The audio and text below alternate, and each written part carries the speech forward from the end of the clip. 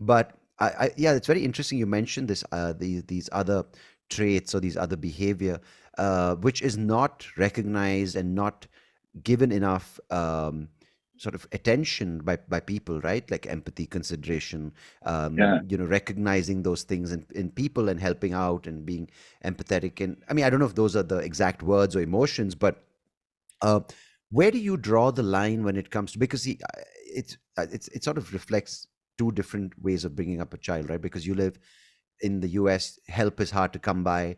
Your parents also live farther away. It's your wife and you're pretty much doing most of the work. But in India, even though my wife and I are doing a lot of the, um, the work, we have a lot more help. We live with my parents. We have extended family living right there, her grandparents. So it's similar yet very different. Yeah. But as a result, yours might seem harder work, but it's also a lot more scope for you guys to raise your child in the way with your value system, and also put in a Yeah. lot more inputs that are aligned with you too, right? But here, Yeah. while it comes with certain benefits and comes with certain help, there is a lot more lines being crossed, right? People, kind of the way, she observes people around speaking, whether it's the staff at home, whether it's my parents, and unconsciously picking up on certain things, right? And Yeah. even other things like value systems, like the idea of God, the idea of religion, the idea of things. And so what is your thing? Because I have, by virtue of where I live and with whom I live and the time I kind of the kind of time I'm spending at home, I have automatically have to live within a certain thing. But what is your outlook towards this particular Yeah. exposure that children are put? Um, Yeah. And let me say a few things. One, I was talking to a friend of mine. Well, I went to my cousin's bachelor party in February. He got married, and we're back in Texas. And there was a guy there, one of his friends, who had just had a kid, whose kid's about my age, and he had like three others, I think. mhm, And I was kind of complaining about how hard it could be. And mhm, one of the other guys was like, "Man, nobody talks like that. Like, not in a bad way. But he's like, everybody's just look how great my kid is. Look, my kid hit a home run today. And my kid, blah blah blah. Everybody's on social media living this life and showing how great their kids are. He's like, nobody ever talks about how hard it is. And I was like, I failed into this thing with the hubris of a middle-aged white guy thinking I can do anything, and quickly realized that it was going to be way harder than I thought. mm, In fact, like the second day my daughter was home, my wife had to go back to the hospital for preeclampsia. And it was me and a 3 year old or a 3 day old kid for the first time. Like the first day my kid was home, it was me alone with her and our dog. The wife was back in the hospital and there was no answer. I don't know anything. I looked at the kid. I was just like, we got to get through this. Like, how we're going to do it? If you'd asked me last Wednesday if I could do this, I would say absolutely not. And here we are. mhm, So there's a lot of just learning and on the fly and picking it up, and amazing how much that is. But I was also to say, like, people say no one else talks like how hard it is. Um, I was talking to a friend of mine, and she was like, all you ever do is complain about how hard it is. And she's like, growing up, my dad talked about like made us feel not wanted, and she's like, I hope you never feel that way. And so that conversation with my friend last week has really made me think about what I put out in the terms of this. mhm. Like it is hard. It is absolutely worth it. Like it is absolutely worth it. It is better than I thought it would be. It is definitely harder than I thought it would be, but it is better than I thought it would be. And just now, uh, my just before this, my daughter helped me pair up her socks out of a load of laundry, and it was just the most magical thing, right? And it was just like it's like an iPad game where it's like pairing things up, and I just pull a sock out. I go, which one does this one look like? And she grabbed the pink one, and which one does this one look like? She grabbed the green one, and I was just like beaming happy, loving it. Like there's moments like that are, look, 3 years ago you had told me you're going to be lighting up over your kid matching socks. I'd be like, you're insane. Mm. So there are other moments that are amazing. Also, the fact that here I am speaking as a global expert on parenting is also baffling to me. That we're having a global conversation here about how to parent, and I'm like, what me? Yeah. How?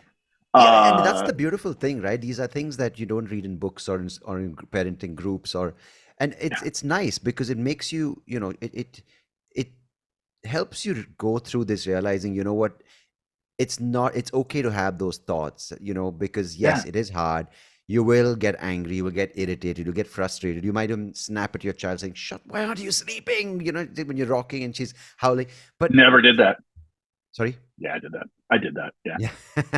Yeah, but you feel like a horrible human being. But then, like Yeah. I have someone else who was telling me about his son, who's a little older than my daughter, and he's like, "It's okay, you're saying it, but your love is unconditional." And my wife sometimes like, "Don't use that tone with her." I'm like, "Oh, now here we go in with this one." Yeah. Yeah. Yeah. But I want to ask you, But, we're both in our 40s. I just turned 40, and I yeah. think you're in your mid 40s. Do you Yeah. feel you're more ready for it now? Do you feel like your energy is a little lower? You wish that you were a little younger with patience and with being more open to certain things? Because this is something that I ask myself a lot of the time. Not like I could have had kids when I was a lot younger because I was a kid myself and still am one, but a little better. But yeah, I just want to get your thoughts on that. Uh, you know, one of the things that frames like when I started my career, I started an advertising agency and I started on the media side, like planning and buying and Right. planning where ads go, right?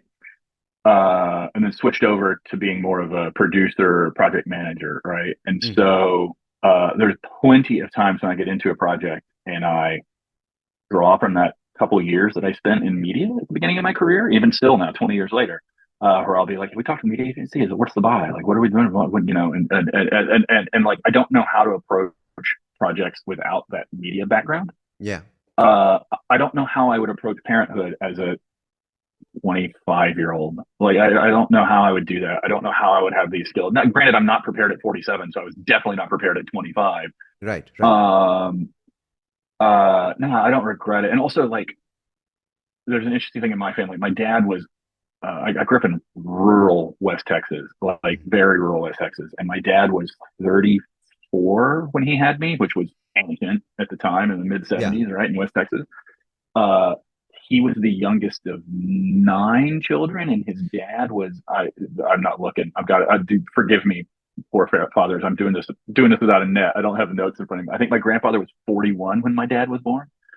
So, Wow. Yeah. and then my grandfather was quite old when my great grandfather had him, and so that great grandfather, literally, I sort of guy came over from England on a boat in the 1870s and was a marshal in West Texas, like total like Wild West lawman guy. So like I'm not that many generations removed. So like I have sort of a history to draw on of being an old dad.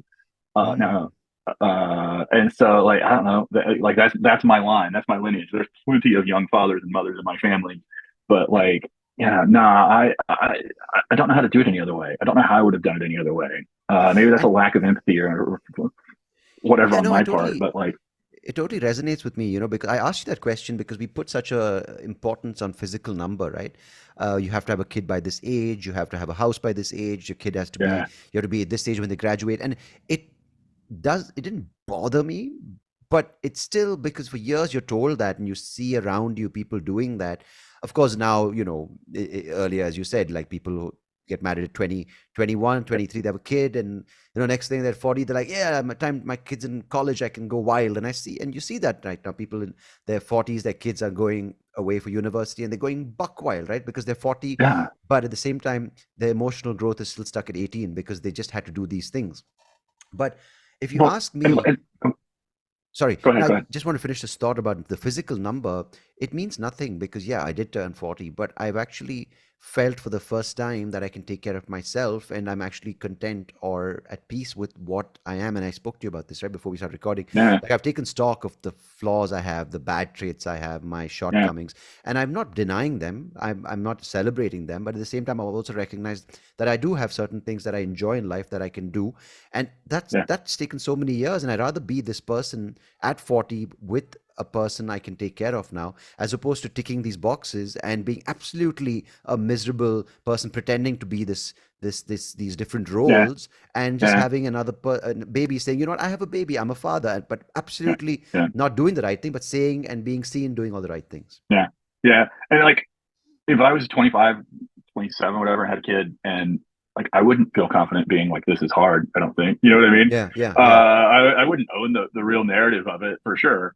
Also, like I just had this thought, like you talk about like people that are 45 and their kids off at college or whatever, you know, uh, would I rather have my kid off at college saying, "Oh my God, my dad is bought a just bought a Corvette and a speedboat and is living his midlife crisis," and they have to watch it, or like I had my midlife crisis first, and then my kid will somebody will tell my kid, like my cousin will tell my kid later, like your dad used to be wild. They'll be like, "No way, I don't believe it." Like I don't want him to see that I was wild. Like I want him to be surprised about all the fun I had from 25 to 45.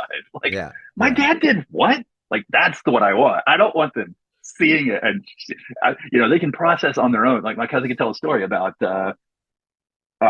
I don't know, something we did on an annual baseball trip, right? And then they can process on their own later at home when they're alone and go, "Oh wow, my dad did that. Wow, that's crazy." Instead of like watching me do it and have to real time process. I'm saving my kids by doing it the way I did it. That's you talked me into this, man.